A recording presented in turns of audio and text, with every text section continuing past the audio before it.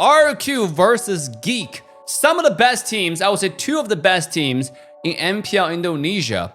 And we're gonna take a look at the most recent series. I gotta say, this series has taught me quite a bit about the current Mobile Legends Professional League meta, which is heavily teamfight focused. And a lot of times, I think it's also draft related. For example, let's start with game 1. Let's quickly jump into here. You can see right now, we do have a very interesting draft coming from the side of RQ. They picked out Glue right after Fovio was taken out in the first round. Let's go back a little bit so you can see. So you can see Glue was taken out, and then after Fovius, and then from Geek side, they picked out a really smart choice, which is foreignfamous. Foreignfamous is really good against Glue, because Glue right now is not just level 4. I mean, before the Glue update, foreignfamous is always kind of like a counter, because after Glue use ultimate, you just like use their skill 2 and they're dead. You can one-shot a Glue, but now it's even easier because like every time you use your dash as Glue, you turn into babies. So they can just one-shot you. And then I watched this game and I saw him using it once, so it was quite impressive. And I show you guys the clip.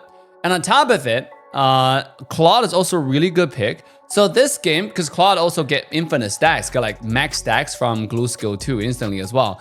So I would say this specific game from Geek versus RQ, the reason why Geek ended up winning was mostly draft, because the Claude draft, the foreignfamous draft was just really good. On top of the fact that they do have a teamfight focus comp. Every time you have foreignfamous, you have Kalia, it's really strong in terms of teamfight and engaging.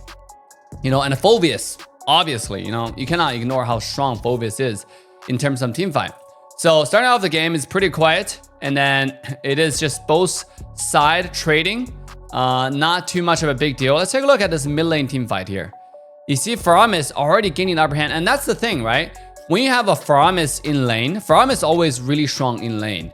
And even with like a chip helping this Valentina, but foreignfamous can bully this Valentina. Even though after level 4, Valentina can copy foreignfamous ultimate, but foreignfamous is still stronger in lane. Based on our experience from the last worlds, and I don't know if anything changed. I don't think anything changed in exchange of in between those 2 characters. Let's take a look here at the turtle. By the way, I love the Fovius coming up from Bobs, right? Gobs. The reason why they win this team fight is I've told Chicken this like 1,000 times, right? I don't know how many times I have to tell Chicken more about this. But EXP lane serves the biggest role in the first turtle fight. If you go back to even the current, the meta really hasn't changed. They just added a few more characters like Suyo, which is really strong, like the Lucas, which is really strong, right? But other than that, the meta really hasn't changed in terms of macro rotation. MLBB is still pretty boring and linear. With that being said, EXP lanes serve one of the biggest role in the first turtle fight. So if you take a look at right here, Gobs, look at this guy's position, right? He comes in skill 2 flicker, which is beautiful, by the way. He executed this beautifully. Onto Susujin. And then Ling followed up, because this is a coordinated engage with Susujin and Ling, right? Because Susujin goes in first, and he wasn't really going for the turtle. His goal, by the way, you can watch all 3 games and go through them. His only goal is to mess with the enemy jungler, to mess with Susujin. His only goal. And you'll see him do this over and over again, right? Skill 2, and he expended his flicker as well just to mess with Susujin. So let's take a look at the second turtle here. Top side. Yeah. This is just pure Fovius right here. This is Fovius power. Fovius does so well. But obviously Glue, Dyron is also a really good player. I think just this game, and sadly, he's getting straight up countered. There's not too much he can do against like a foreignfamous, against a Claude. You can give the enemy instantly full stack, and you can get bursted in one shot. So let's take a look here. Dyron. He's skill 2. The foreignfamous just one skill 1. Look at that one more time, guys. This is so goated. 1 skill, full HP to 0. How do you play? You become like a useless character. Unless your team use everything on foreignfamous or have to burn foreignfamous all the skills, then you go in. But then like to have that much of a condition set on top of you, it's really hard to not, let alone EXP lane is usually the one who engage first, who bait position first. Because as you notice, Gob's the one who always engage on the enemy backline. Because it's tanky, he's like really high sustain. You know, he's kind of mobile with the jumps or whatnot. So, and you notice with most good EXP laner, they're always the one in team fight. If they play tankier characters, a lot of times to bait position or to pressure position, right? They don't have to go in. Sometimes, let's say you play Badong, you don't really have to go in. You just stand on the side. The enemy team will automatically back away. So that's what it is. So first game, I think is just straight up draft, right? It's just a really, really good draft coming out from Geek with the foreignfamous and Claude pick. Let alone, they're both really good teams. So the EXP lane played really well, and then Gops just played more decisively this game, and then this game just snowballed from that point on. So I'll take a look at this. Dude, I love this skill 2 flicker. Even though this is a standard out combo for any professional Phoveus player, but it's something that you should learn. You know, it's just really, really good. It's good mechanic to see, and obviously it has served to Gops really well in this game. So I don't want to go too much into game 1 here. It's because it's mostly a draft issue. All right, let's take a look at game 2. And again, I'm going to start off from draft, okay? I want to mention that based on all the games that we watched, the draft is heavily teamfight focused. If a team focus on teamfight prior heroes, like Chao, like Kalia, like Tigreal, they will have a really strong teamfight presence. And doesn't matter, like if you pick Chao, you're going for the early, like, you know, pick off kind of comp. If you're going for Tig, you're obviously going for big sets, but you don't always get the big sets. So for, I would say, just either way, you have to go for teamfight composition. So let's take a look at the draft from both sides here. It's a Tigreal picked up by RRQ and Chao Kahn picked up by side of Geek. What else do they have? They also have Edith, which is really strong on a EXP lane. You know, I gotta say, look at this comp right here, right? It's Jushin, strong teamfight presence. Chao, strong teamfight presence. Edith, strong teamfight presence. Also have Harith, really, really good at teamfight because of all the mobility. So this comp is already looking pretty strong. On the other side, Faris has more of a late game, I would say, right? But Faris has good poke. And then Moscow has a strong late game. They do have a really strong frontline presence, which is Hylos.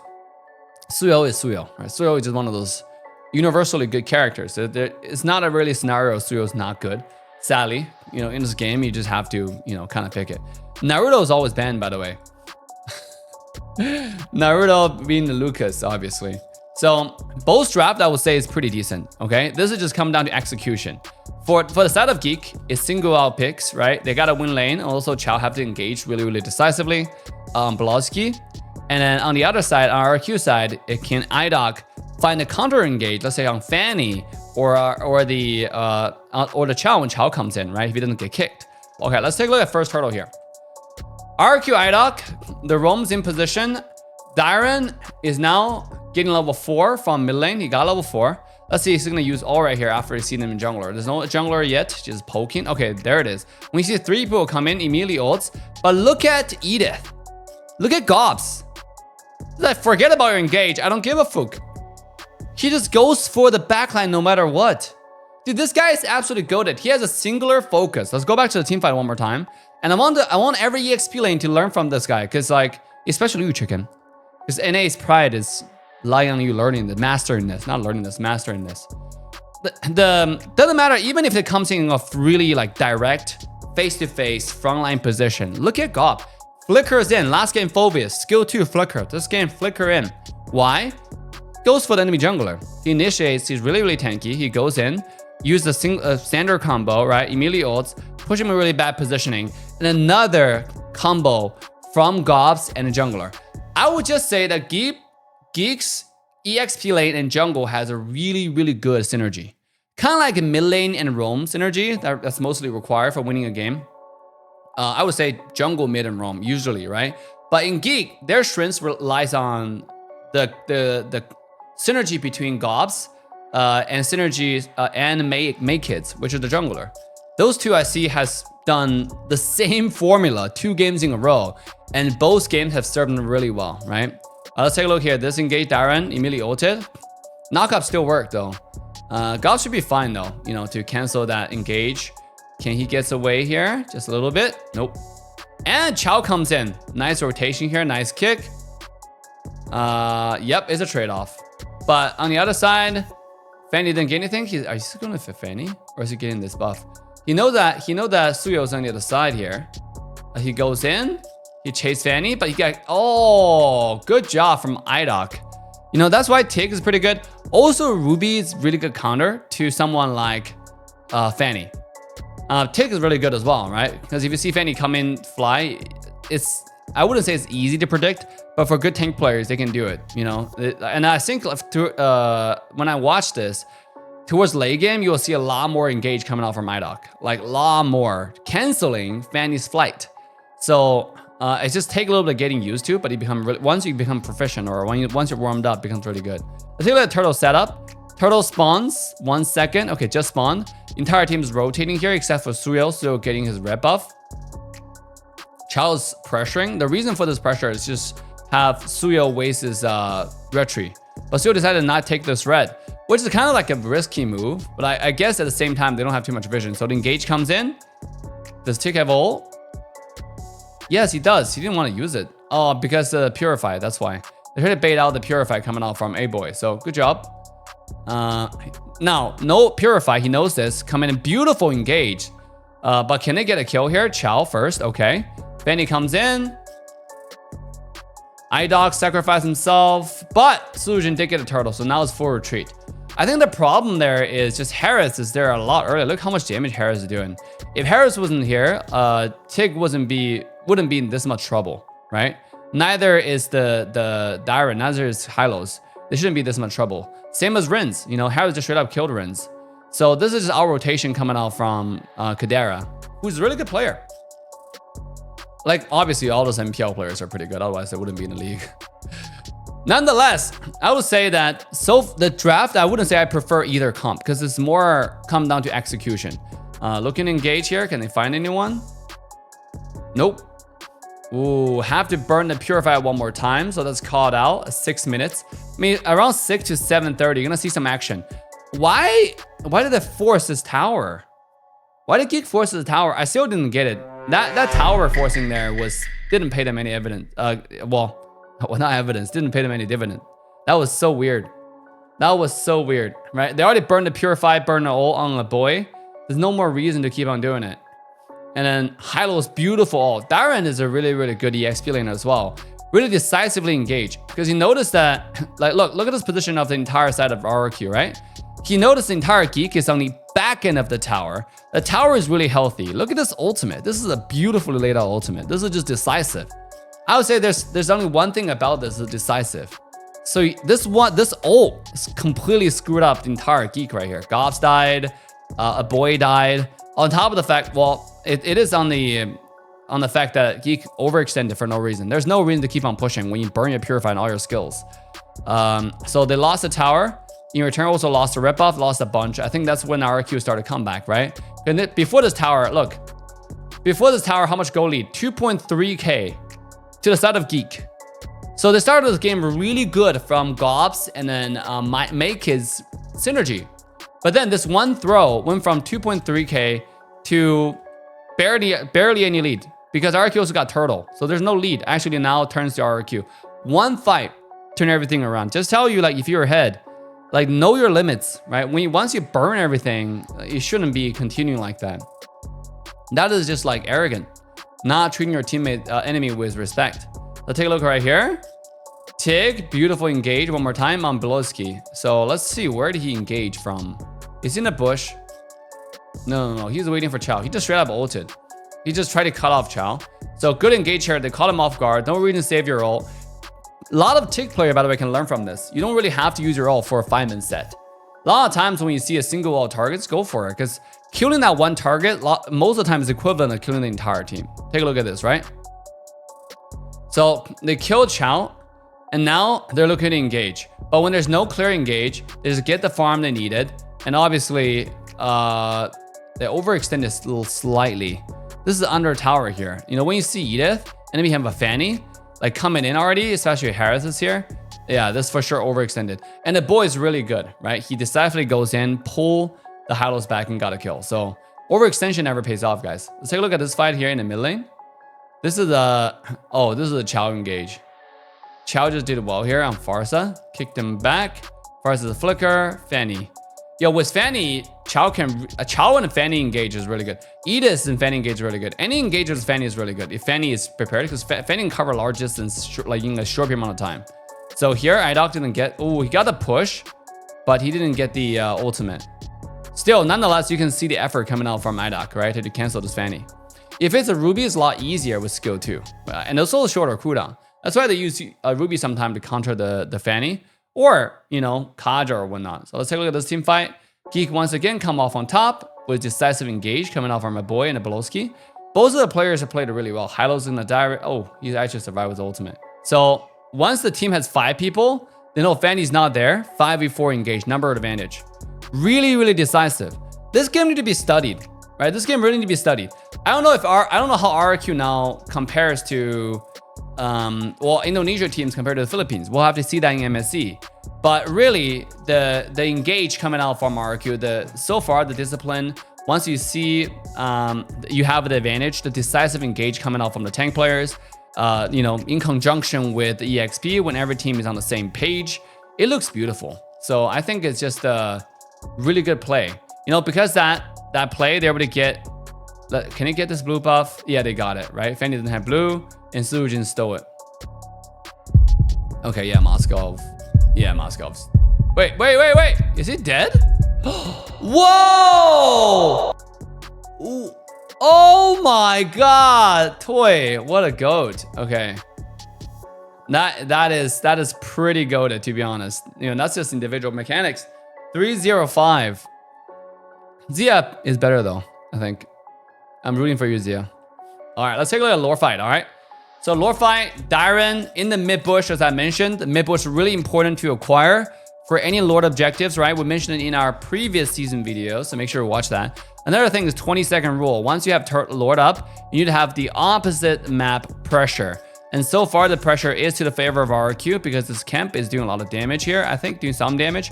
Look, this is only like 2 to 3 minions, but they're kind of low. Meanwhile, there are 3 minions coming in now from the other side, from the side of RRQ. So bottom lane is completely pressured to the favor of RRQ. Where Geek Fam now, they have to force to take this team fight. Let's take a look. The team fight now. So, Tig one more time, engaging. Chao's already low. Let's say who wins this? Oh, Fanny goes in, got instant CC'd, but Moscow finally got shut down. So Dairon is in a tricky position. It's a trade, and Dairon gets away. So it's 1-2 trade. They did get Moscow though, but nonetheless, I think it's oh my god, Suzujin just decisively goes for mid. He knows how much damage he can do. He's 8-2-1. So the carry players on the side of RRQ just really good. Suzujin and Toy both performed extremely well in this game. So that's how they got the Lord, and then I think the rest is history.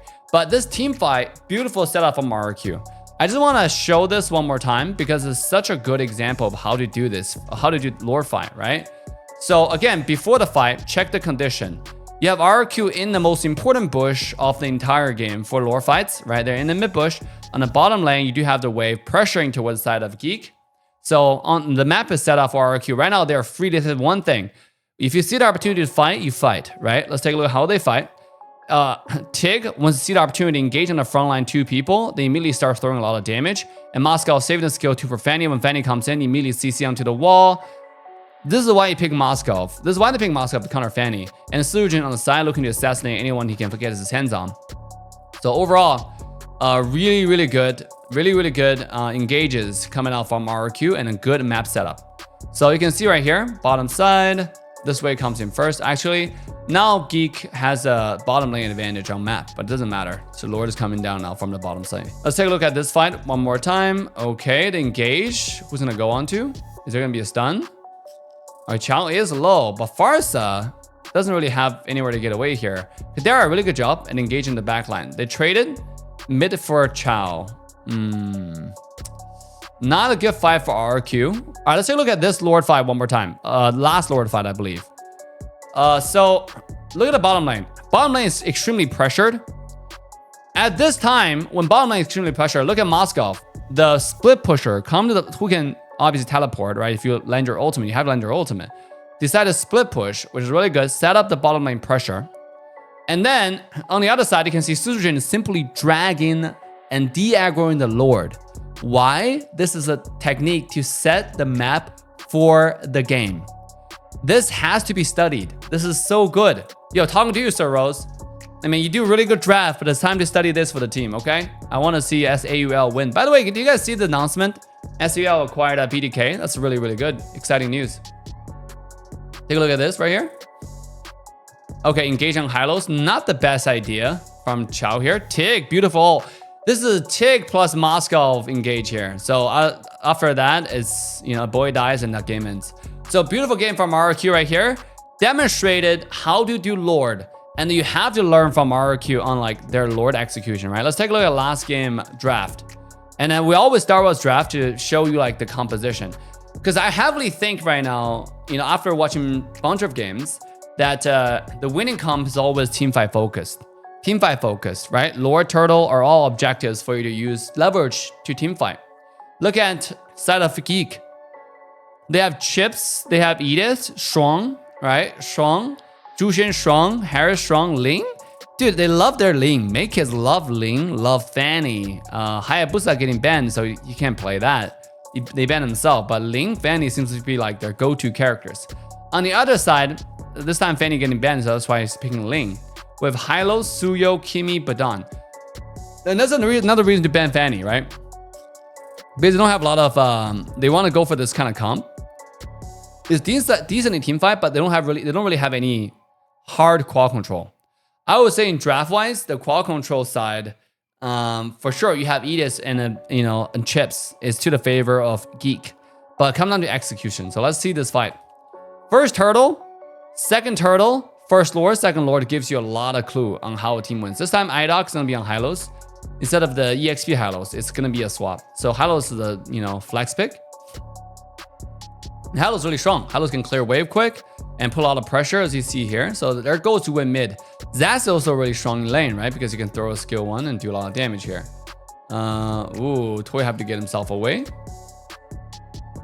He's getting a little bit zoned out though. He doesn't have stacks, so yep. He's getting some experience, no big deal. All right, let's take a look at first Turtle coming up right now. All right. So first Turtle, Chips rotating. Chips level 3. Darren again comes to mid to get his experience. I see this EXP coming to mid kind of rotation here. He gets one more camp. He's level 4 now. Immediately after level 4, Darren's done. He comes to Turtle.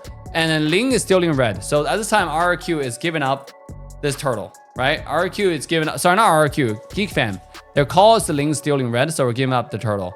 And a good counter invader here coming out from RRQ just to do a little bit of trade here. So getting as many camps as possible. Now Ling took the red buff. And they knew this because Ling didn't even come to this fight. So for sure, Ling went to red. Now it just tells you when you fight a Ling, you start the same side as a Turtle. So Ling doesn't steal, If they started blue this game for RRQ, they wouldn't lose a red. I guess a lot of Suyo player does want to start with red because red is just give you a little bit more damage. All right, top side. Good all engage. Kimi did end up dying, but entire side of RRQ takes the same portal and comes in as well. So, and their team fight is stronger. They have Badan, they have Hylos, they have Suyo. Their team fight is stronger. Look at that. So Edis now get left stranded. He's gonna die here? Yeah, he's gonna die here. That's unfortunate. Ling fought and they used everything, so Ling can't really fight anymore. He's leaving. He took a tower shot. Tower shot was deadly. That's unfortunate. Yeah, Zast is so strong in team fight because you just turn into a big monster and then you do so much damage on top of the fact that you're not getting hit. So I like Zast. There's strong team fight presence. Oh, let's take a look at Ling trying to steal blue here, getting found out by Toy. Now able to invade successfully this time. But Suyo, is he gonna farm at all? Okay, he's gonna get his buff. All right, he's gonna get buff after Turtle. Let's take a look. He decided to go for Turtle first. So he's not getting buff. That's not something that I would say is a good idea, but they're going for Turtle heavily. RRQ is habit of this. I see in the game 1, they force objective without clearing jungle. Sometimes. Very team fight oriented. But okay, again, I don't know if it's a good or bad sometimes. The thing about this is, it's not up to us to analyze that at this point. What we can tell is the action dictates their motives, right? Because, action speaks much louder than words. And in this case, if the jungle doesn't clear jungle at all, right? The Suzujin just goes for objectives, and he did it twice already. So the first turtle comes up, didn't go for red. Trade up turtle. The second turtle comes up, didn't go for neither buff. Traded turtle. So very, very team fight focus. Let's take a look at this fight here, bottom side. Chips finds Suzujin. He ults. Entire team is here. Suzujin gets away really easily, but at the same time, oh my god. Badang coming from the same portal is so deadly. That is not something that you want to come through your portal. So it's just a beautiful, beautiful disengage, I would say, coming out from the side of RRQ. Very, very smart. Very, very smart. So because of that, they took the bottom tier 1 tower and also got a kill on 2 gobs. So let's take a look at this turtle fight. Every objective fight is something I want to take a look at. So Hylos, Badang getting position, Idok getting vision first, stun. Darren comes in, another stun, and Ling is fucked. Meanwhile, Millen got killed as well. That's so unfortunate. Oh, I mean, where's Millen die? In the mid lane? Okay, Millen died in the mid lane. That's so unfortunate. And they also lost the tower as well. All right, let's take a look at bottom rotation. Harris should have recall here. Why did he try to recall here? Oh, should have split pushes the tower. You know, I mean, there's not. He traded life for the tower, instantly stunned, CC'd and dead. Okay, portal. Wow. Dude, this comp, poking potential, teamfight presence is really, really strong. But Don Hylos, teamfight presence, frontline presence, right? The Zask teamfight is so strong. So I like what RQ is doing with this draft. Even though Zask seems a little bit odd. I mean, I haven't seen enough draft to know whether Zask is like a must-pick character. Still, it's working out quite a bit. You know, it's unkillable almost in team fights, especially when you're in the lead. You just have like a lot of mobility, a lot of survivability with that big alien head. So they got a Lord uncontested. Let's see how they're gonna use this Lord here. Ling is pushed away. Lord is pushing down bottom side. Let's see, engage coming out. Beautiful. Zaz comes in with ult. Here, he tried to do some damage. He seems kind of overcommitted, but the entire team is right next to him. So they're able to push everybody away and Sujin find a flank. All right, pretty standard. They got mid tier 2 as well. Mid lane high ground tower, I don't think they can get it. Yeah, I highly doubt it. And now the engage comes in. Let's take a look. Wow, that's a disaster here. We can go back and watch this team fight one more time. So Chips is flanking, but the flank, I guess try to go for backline. All right, comes in. They go for backline here, gets a portal. Immediately comes Harith. They kill Zask, really good. But Harith immediately dies after. You got Kimidon. And then Edis dies as well. Because Sujin so far ahead, 3-0-3. Damn. And this is the game. So guys, that's it for RQ versus GeekFam. Really, really team fight heavy comp, I would say, right? You got Suyo, really strong team fight presence, Hylos, Badon, team fight focused composition. I like it. I like it a lot. And that's, we can go analyze more games. And then I gotta say, MPL is fun to watch because you gotta see some metas going to MSC, going to Worlds, right? To see what people decided to pick. RQ has a particular strong teamfight presence, same as GeekFam. But GeekFam liked Fanny, and Fanny is really good at teamfight as well. But I would say RQ just execute their comp better. And RQ is master disciplined players when it comes to objectives. They're so disciplined, and it's great. You know, when it comes to Lord and objectives, they do not over pressure themselves. They make sure the waves are in the point that they need it to be before they do anything too crazy. So overall, nice play coming out from RQ. Congratulations for winning the game. Guys, what do y'all think? Does my analysis make sense? Did you learn anything from this analysis? Leave a comment down below, let me know. And share this video with your friend. And I'll see you guys in the next one, if there is next one.